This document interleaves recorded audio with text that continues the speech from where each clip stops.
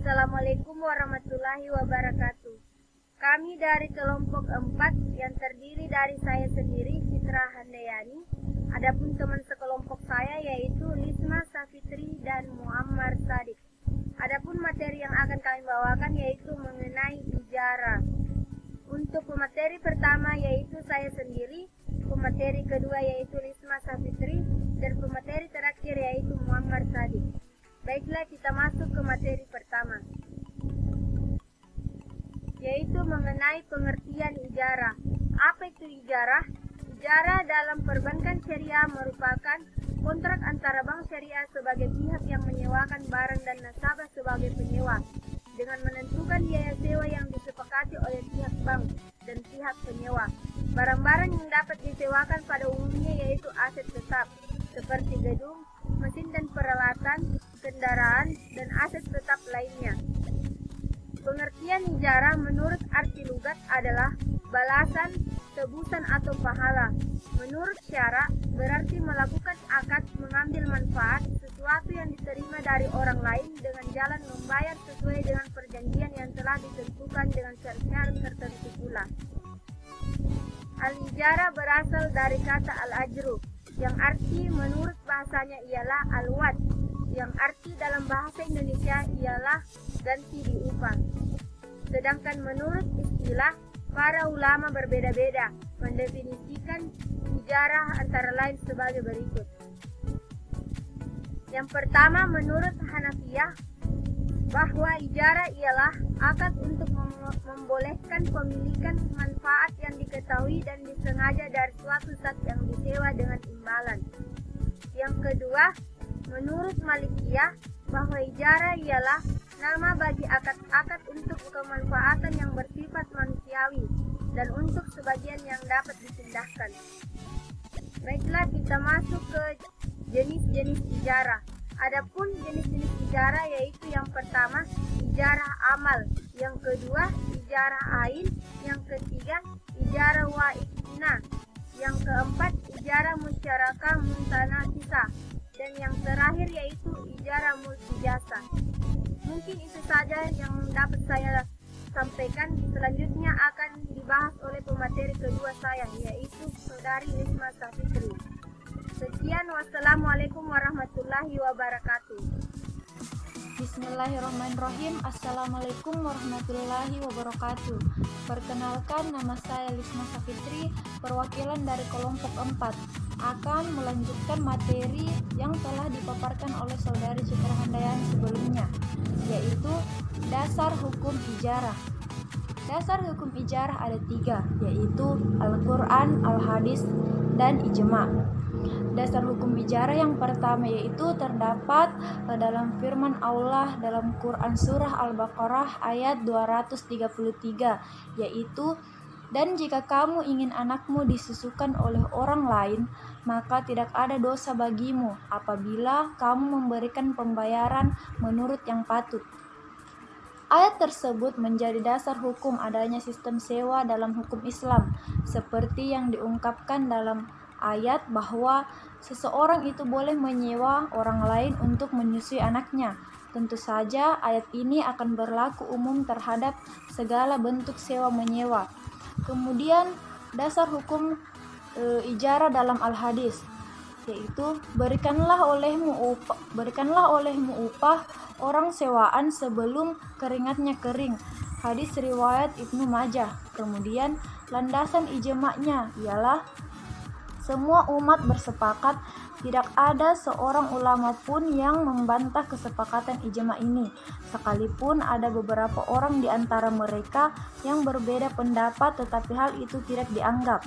Sabda Rasulullah Shallallahu Alaihi Wasallam, 3 orang golongan yang akan memusuhinya besok di hari kiamat, yaitu orang yang memberi kepadaku kemudian menarik kembali, orang yang menjual yang merdeka kemudian makan harganya, orang yang mengusahakan dan telah selesai tetapi tidak memberikan upahnya.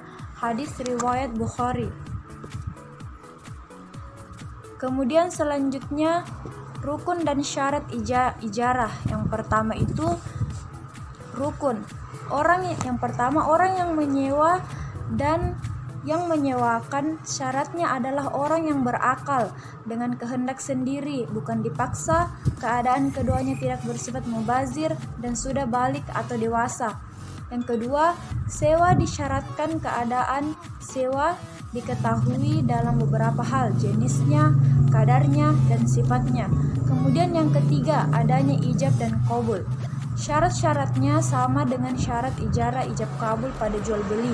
Hanya saja ijab qabul dalam harus menyebutkan masa atau waktu yang ditentukan.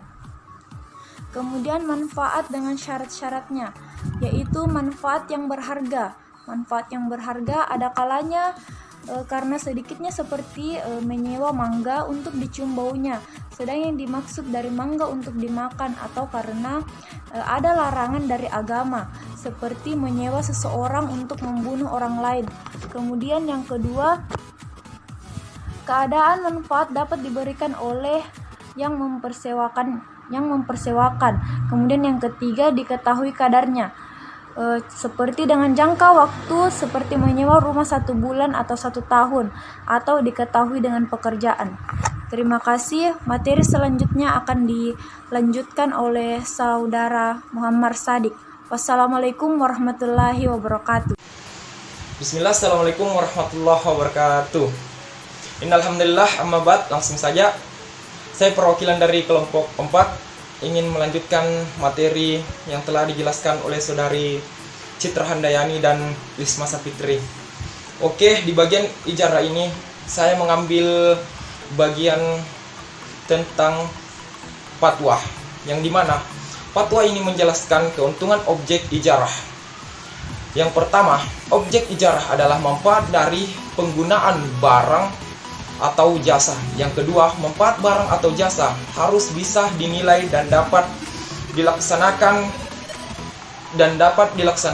dalam kontrak. Yang ketiga, manfaat barang atau jasa harus yang bersifat dibolehkan dalam kurung tidak diharamkan. Yang keempat, kesanggupan memenuhi manfaat harus nyata dan sesuai dengan syarat. Yang kelima, manfaat harus dikenali secara spesifik sedemikian rupa untuk menghilangkan jahalal dalam kurung ketidaktahuan yang akan mengakibatkan sengketa.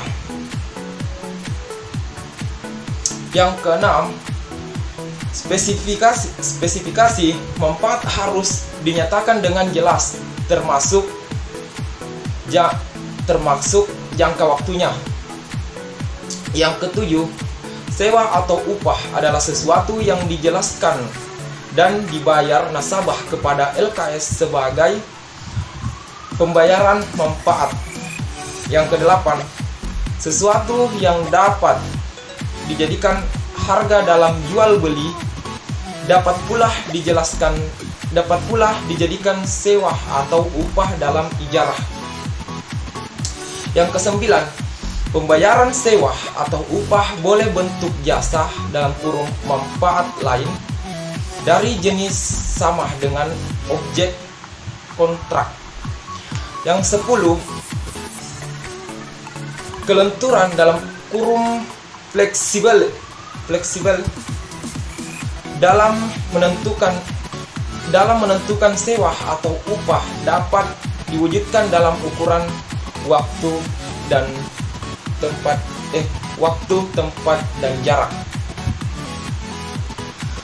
Mungkin cukup sekian materi yang dapat saya paparkan atau dapat saya jelaskan